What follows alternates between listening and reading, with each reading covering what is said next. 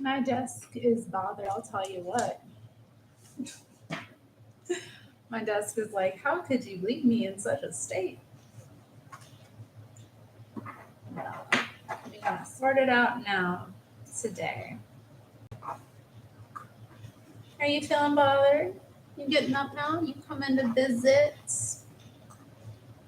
Now that I'm gone live, you're interested in me again? I guess that's the way it goes. I'll just kind of, be minding my own business till we get some viewers in here. Oh, the lighting's kind of bad, isn't it? I didn't even recognize that. I guess I could turn a light on. Yeah, I thought it was just, duh, it was me. It was me. Okay. Yeah, I don't know if I'm liking that either. Maybe I should move the light. Had it over here for a while, but I don't know if that really works. Ooh, from underneath it's spooky. You can see all the shadows. Yeah, I don't know. I'll figure it out. It's a nice gray day.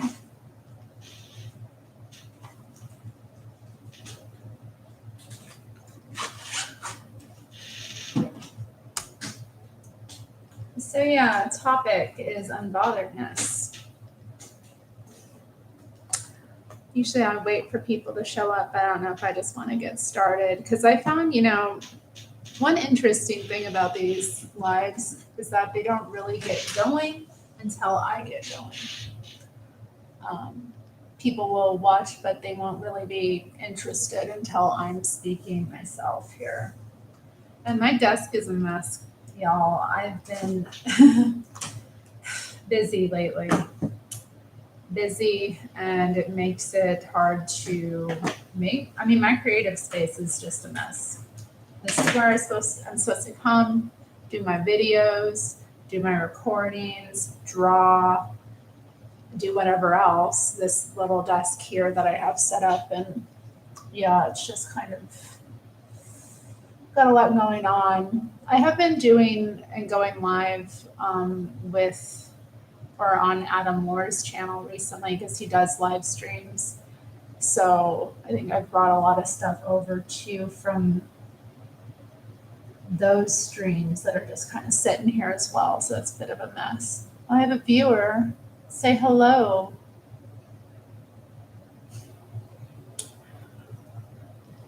And like the video, y'all, that helps it get viewed. When you come in and thumbs it up, it for some reason gets more traction that way. I guess it makes sense. Good God. Maybe I should have said nothing.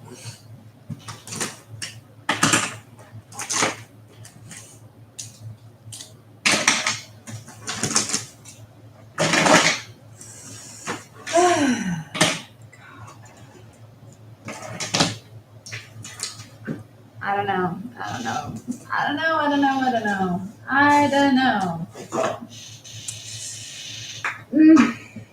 So unbotheredness is been a topic for me recently. I noticed that, I've done a lot of growth that wasn't even recognizable to me because I found myself in a similar circumstance that I've been in before in the past. And I've just noticed myself responding so differently. And that's exciting to me because it means I'm not the same person I was. And, in the past, things that would have really gotten to me or made me self-conscious or made me question myself in some way, like they just roll off my back. Like I don't care. I'm like, think what you think. I don't care. I'm going to say what I want to say. I'm going to be who I am. I'm going to be me. And that's really when you can actually look at yourself and see that kind of change. It's a moment of real excitement. At least for me it was, because I was like, dang, you've grown. you really are kind of exemplifying these, things I always knew were true. Like, I always knew you had to be authentic. That's what people say, but how many people actually are? There's so much conditioning you have to undo in your own mind before you can even get to the point where you're like not bothered. I know I did a video like years ago about not caring what people think. And I was dealing with like a lot of women in my life at the time who were overly concerned with that. And, I had that problem too. I mean, they were reflecting it back to me in ways that I wasn't recognizing that in myself. Like, they would be concerned with things that didn't really bother me so much personally, but this, concern I had with what others thought of me was, or how I was being perceived, was taking up too much space in my mind. And the only way that I was really allowing myself to see it was in other people. I've heard it said by many folk that what bothers us about other people are really reflections of what's going on within us. And I used to like dismiss that. I used to think, okay, that's not really accurate because I was in a mindset of woundedness and victimization, really. And I didn't know that there was any other way to think or perceive the world because that's all I could see. So when you're in that mindset, like, you're not really capable of actually reflecting about what is triggering you about other people. And even now too, I mean, I've noticed it come up recently. I've had to interact with a woman who's like very wounded and like just, it's on her sleeves, it's just like that constant, it's in everyone's face, and I think that until women learn to resolve that stuff, to begin to the healing process, it's apparent to everyone. Your woundedness is so visible. So that's been triggering me a bit, but I kind of stepped back, thinking like, why is this woman like bothering me so much? I mean, in some ways it was that she was reminding me of myself. And actually I've met quite a few people in the past year or so that have reminded me of like past versions of myself, and interacting with them brought me back into mindsets I had that were so alien to me now. Figuring out how to communicate with them, I guess I haven't really fully figured that out yet. But I mean, at the same time, when you see a reflection of who you used to be in front of you, you have to have like some level of compassion, because that's something that you can understand. But sometimes I don't know, you can't really help, you can't make somebody else heal, right? You can't make somebody else confront what they're not facing. That's the work they have to do. And so you have to be careful when communicating with people what boundaries, I guess, you want to enforce or not. We've got some viewers, but nobody's saying anything. Anybody going to chime in here? Because I am dropping some gems. You all know that this channel is not like basic stuff. So I would appreciate, like, if you have eyes to see and ears to hear what I'm saying, that you would participate as well. That's why I go live. Okay. Like, what I'm saying here is actually important stuff to, communicate with. Okay, Seth. Thank you. And yeah, there's quite a few viewers. Be sure to like the video so that it gets viewed. Otherwise, it's going to drop.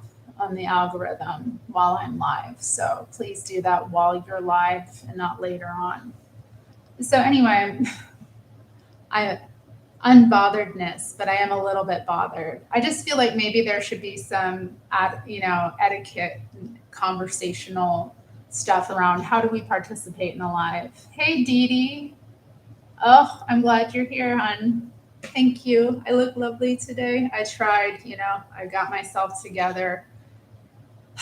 Slept in a little bit, not too much, just enough. Got myself together. I went and played cards with my friend. And then I went out to another neighborhood to go to a couple of shops over there to get some things. And then I'm back home and going to be domestic for a while. I have chores to do, laundry to do. Oh, it's horrible. But anyway, yeah, I noticed, and I was reflecting about it last week because this woman had like disturbed me a little bit. And I was like, oh, I don't feel good after this interaction. And I had to like look and be like, okay, well, like, is she reminding you of you in some way? Once I started to think about that, I started to be like, okay, yeah, she is. She's reminding me of some parts of myself that, I have worked on, that I've tried to heal. And when I see a woman kind of in that state again, it's honestly like, it's so, I get a response because it is like something that I've pulled away from, being in that kind of mindset and that, I don't know, vibration is probably the best way to put it, because it's a energy someone's carrying. It's not just about how they think, it's also just the energy they're embodying. And like, that's people's energy says more about them than anything else. How do they make you feel when you're interacting with them? Is their energy good or not? And that's all you really need to judge people by. Is what does their energy feel like? You can read a lot about a person by that. So yeah, I been reflecting on that interaction. It wasn't my first interaction with her, and probably won't be the last, but I don't know. I am still kind of wondering, like,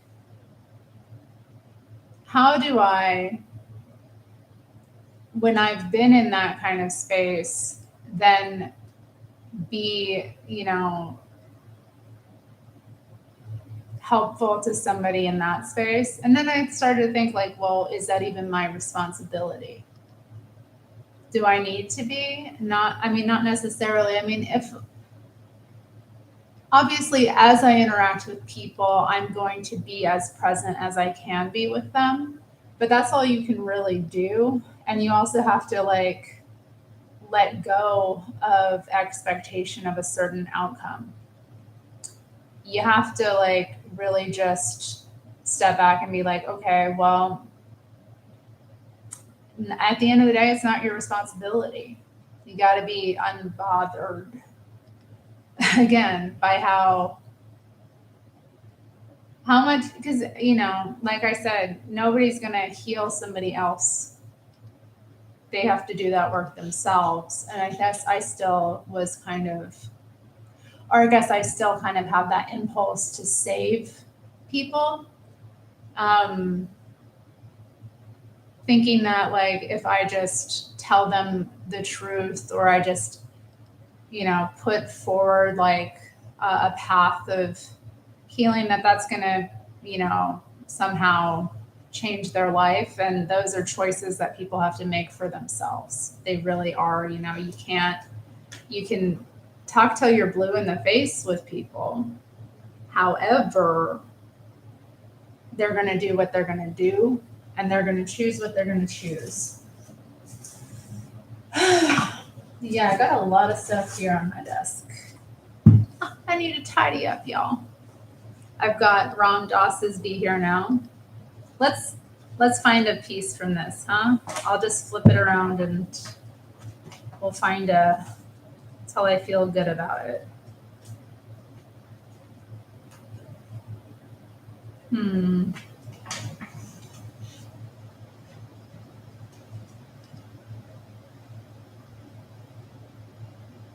Okay, this is interesting. Okay, this is relevant. Oh man, y'all have been talking. Thank you. Thank you, Dee Dee. Yeah, that's a problem when you have a kind soul and a big heart. All right. People see it, and yeah, you can kind of take on too much. Okay. What you may not understand is the whole game you have been playing is also based on faith. You have had faith in the rational mind. We are living in a society which is a temple dedicated to the rational man, even though the first commandment says, I am the Lord thy God, thou shalt have no other gods before me. Even though that has been said, and even though we repeat it, we still worship the rational mind and its products. We worship our own sense of data.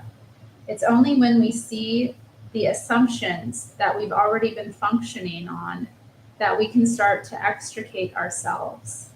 We have got to have heard the first message before any of the keys open anything. You don't even know there are doors until you have heard the first message. George's the first Jurjeff, a Westerner who went on this higher trip, or at least on a large part of the trip, said, You don't seem to understand you are in prison. If you are to get out of prison, the first thing you must realize is you are in prison. If you think you're free, you can't escape. So yeah, interesting. I recommend, if you ever are looking for insight into anything, a form of divination that I find really helpful, that has always kind of worked for me, is to take, a spiritual book and flip through it. Like a work like this, which I highly recommend, Be Here Now by Ram Dass. It's very beautiful. It appeals to people of many different beliefs and faiths. There's something in here. It's obviously Western mindsets would understand it and gravitate towards it, but he draws on a lot of different traditions and the deeper spiritual truths within all of them. So this is a good book to flip through. Also, like the Bible, that's one of my favorites. Anytime I need some insight, I will flip through and find the peace. I just stop when I feel comfortable, and there's a message in there for me. And you know what? It'll work for you. It can be any book, and it could be any other book that you kind of have some sort of reverence for. I've done it with other works, philosophical works, anything that to you has fed your soul. It may be a good practice to just put that into place. I'm struggling with this thing. So let's go through the comments. Hi, Agruda. Hi, Seth. Hi, Ruth. And of course, again, hi, Dee Dee. Thanks for all being here. Yeah, okay. It's hard for me to watch friends make bad decisions. Yeah. Well, yeah, when it's your friend, the person I'm talking about is an acquaintance, not a friend.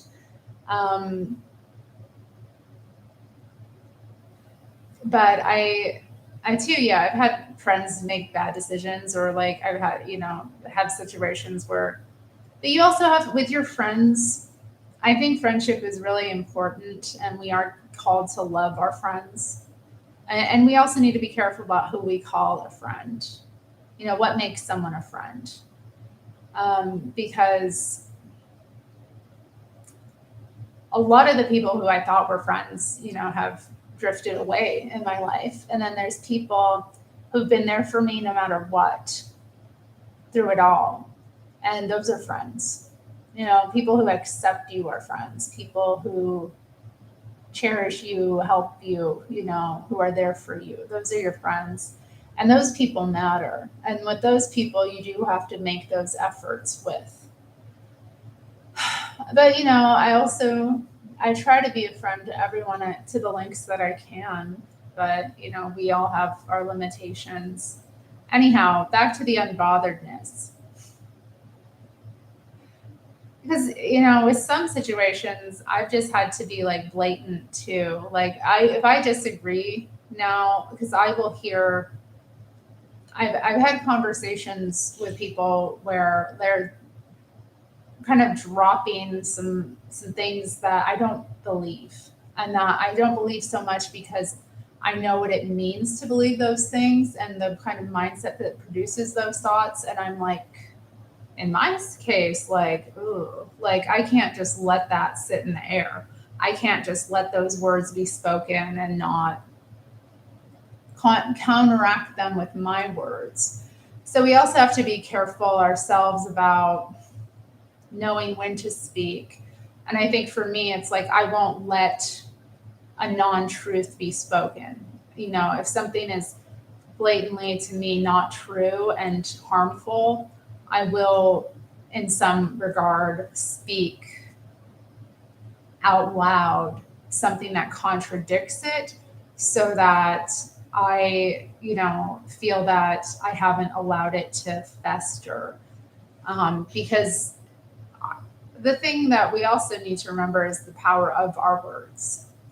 And so a lot of people waste their words. They deliberately will put themselves in situations to not have their words heard as well.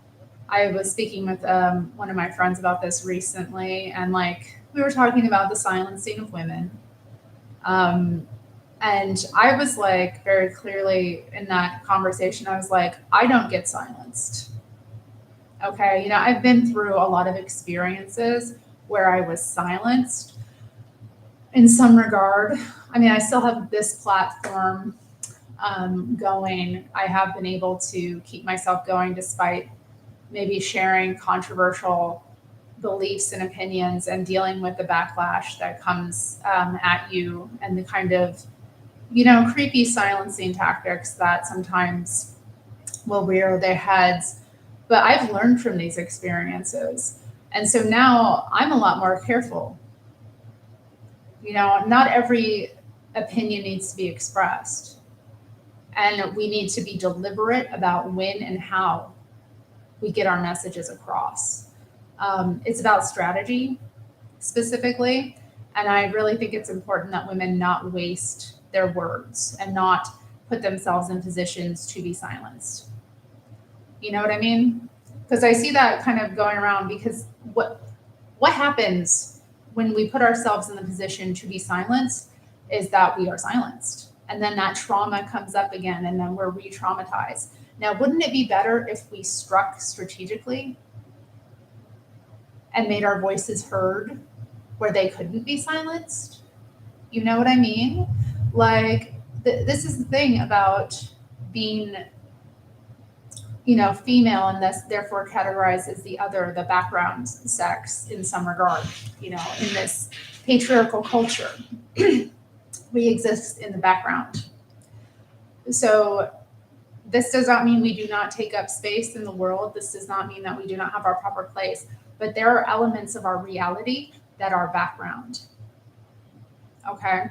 So what does this mean?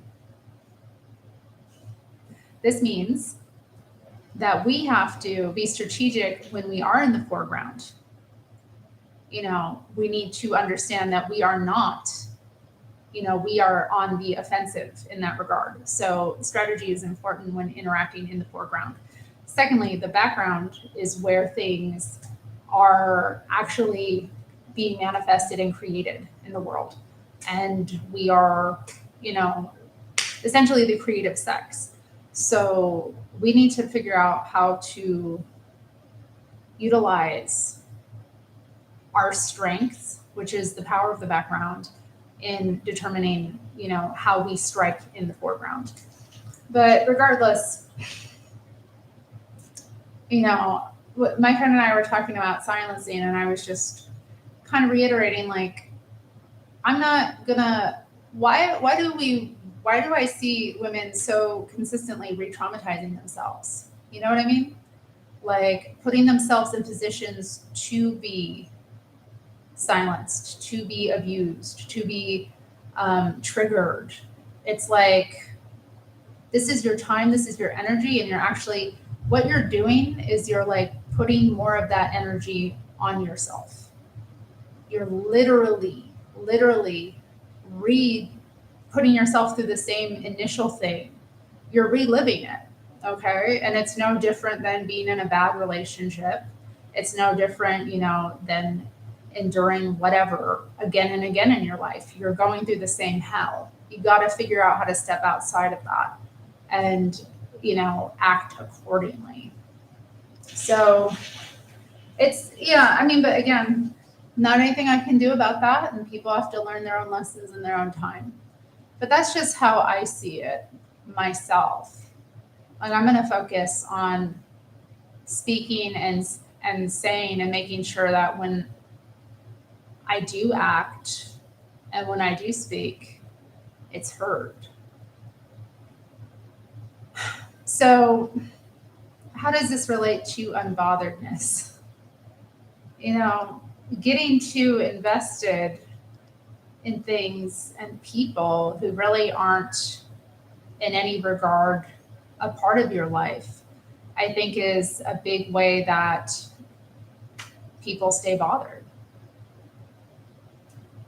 People stay, concerned. People stay in that energy of feeling that they have to be in some way concerned with the outer over the internal self, the outer reality versus the internal self.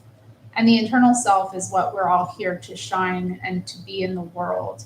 And while the outer self, the outer reality, I should say, has its place and it's important, we have to interact in it, we also can't let it define us and we cannot let it get to us because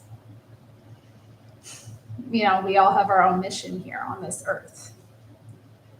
So it's very important to, in situations, I think the best piece of advice that I've seen and that I would impart is to really think about the relevance of people's opinions to your life.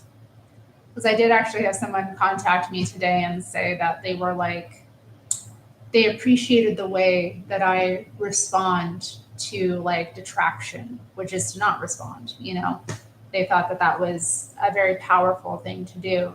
And I'm just like, to me, it's not even, at this point in my life, it's not even, I guess it's a response because I don't have the time or energy to be concerned with people that don't know me, that aren't part of my life, that aren't doing anything for me, And that's how everyone should be, When somebody tries to make you feel bothered or when you are feeling bothered about someone, because, maybe it's already happened, and you're like, well, I don't want this person to think this or think that way, like blah, blah, blah, blah, blah, all that mind chatter about somebody who isn't doing anything for you in your life.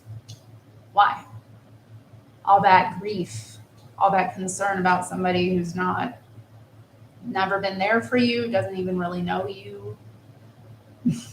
Why? Why let anybody like that get to you? If people's opinions are relevant only to the extent that it actually is going to affect your life. Okay? And those are the only opinions you should really care about,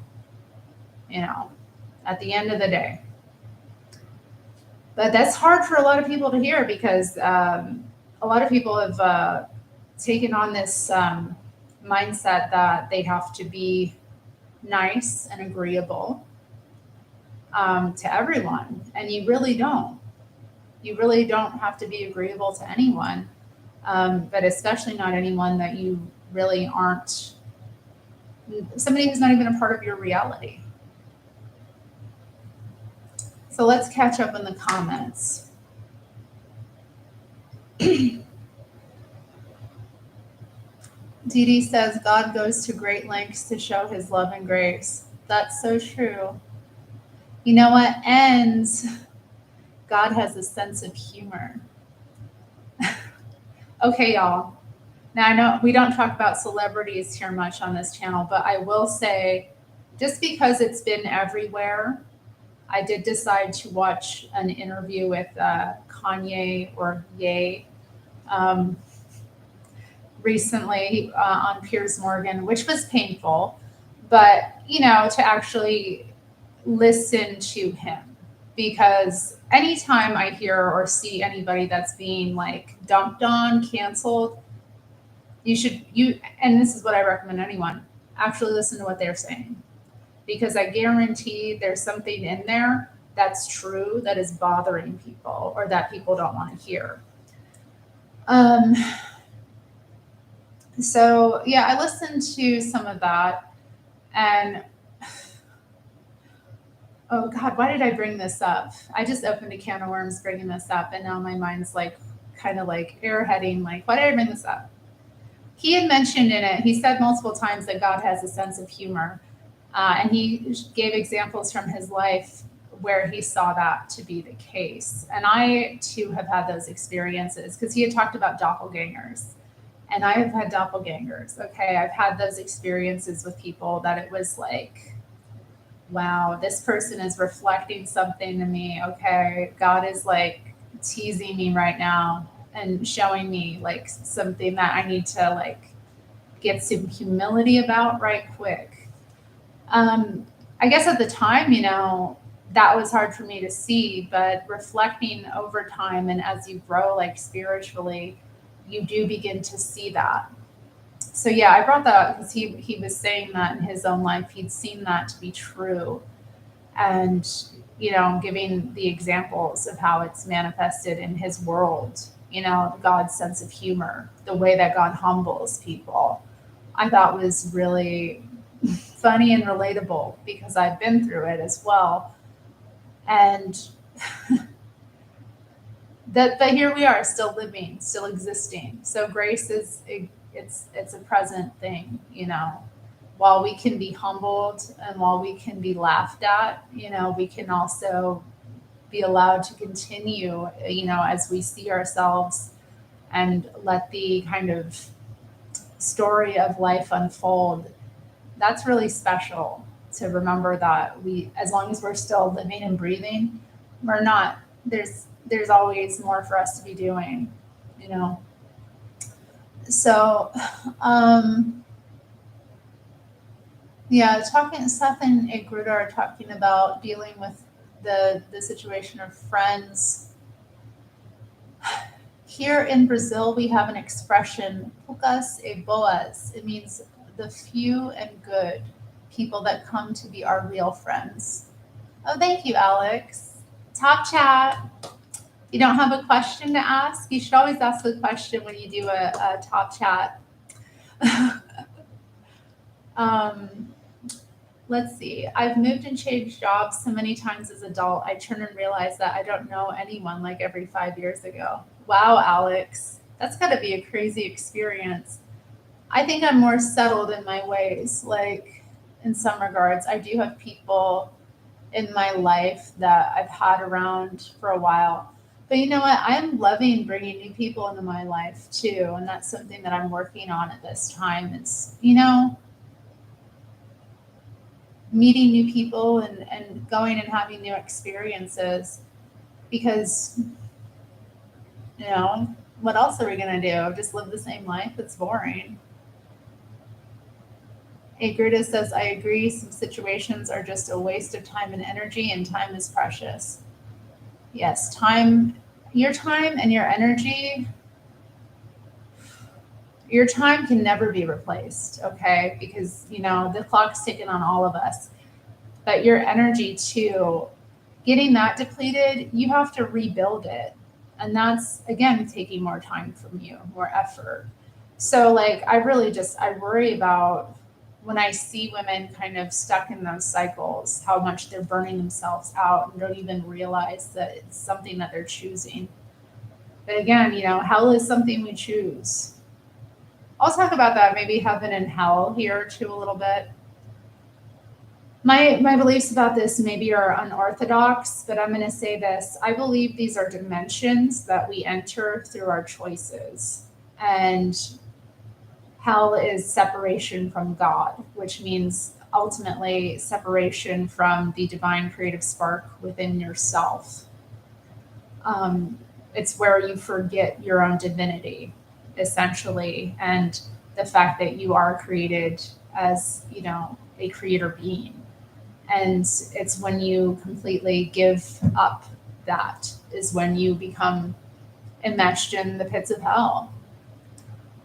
So I don't really believe like when we die necessarily we go to this place or the other, but I do see that in this reality that these dualities exist, and they're happening simultaneously.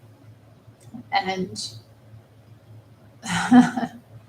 getting out of that, you have to pull yourself out, and that's a lot of work. So people are at various stages in their journeys with that.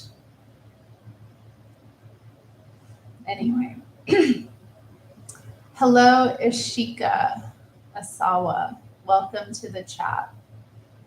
Do I have anything else to say about unbotheredness?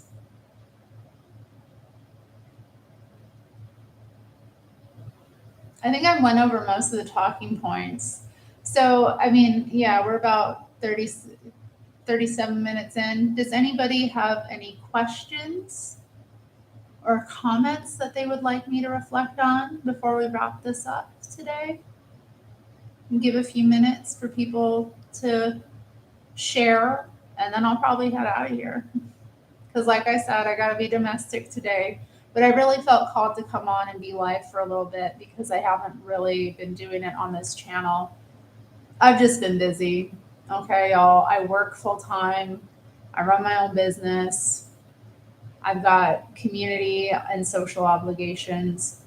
And, I'm a delicate, fragile woman, so I need lots of time for myself. But I also love this space and what we do here. Today, take care. Seth B said, I'll just say I liked your post on IG a while ago about reclaiming Christianity. No question, really. Okay. Yeah, thank you for that, Seth. I have reclaimed it. I think it's an important thing to do. It's been a while coming for me, I think, over time, but that's the moral universe and religion and faith I was raised in. And it's important to me to continue that tradition because I think there's a lot of value in it. And as such, I have a responsibility to be that in the best way I can, because I think like a lot of people, you get turned away from your faith because of, religious folk. And that's, we have to remember too that like Jesus himself was killed by religious folk.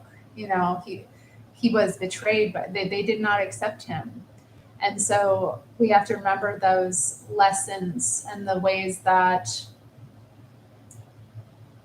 we are deceived and kept from certain things. And we have to, I think, reclaim our rightful place in some ways. That for me was part of it too, like remembering who I was and reclaiming what my past and my history has been, and like also my right to be a part of that tradition too. And I think too, like for my ancestors, they maintained a lot of their pagan traditions alongside their Christian faith. They didn't see it as separate. They saw this as like something new that they adopted, and you can always adopt new beliefs. So, and it's important for me, I guess, too. I realized, I'm part of being unbothered. I don't do war anymore.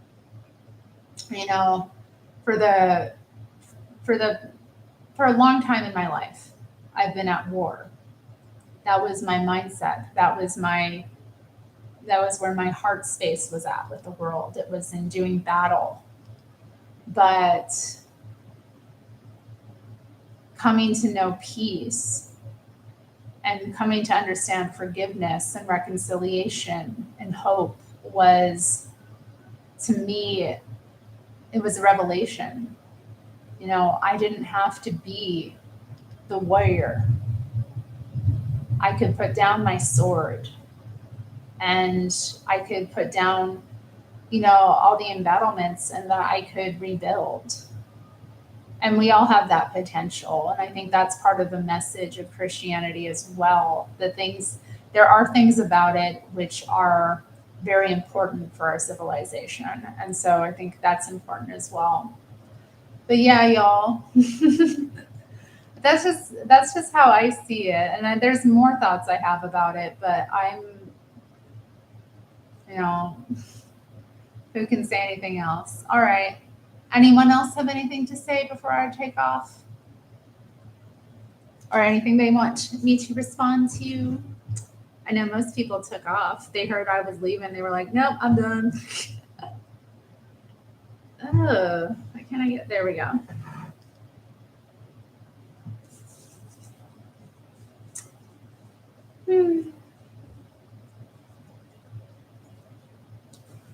It's cold again already.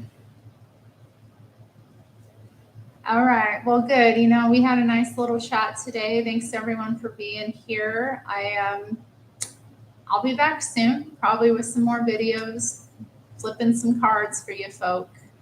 And yeah, take care, okay? And stay unbothered, okay? Don't worry about things that aren't feeding you. Don't worry about things that aren't helping you in life.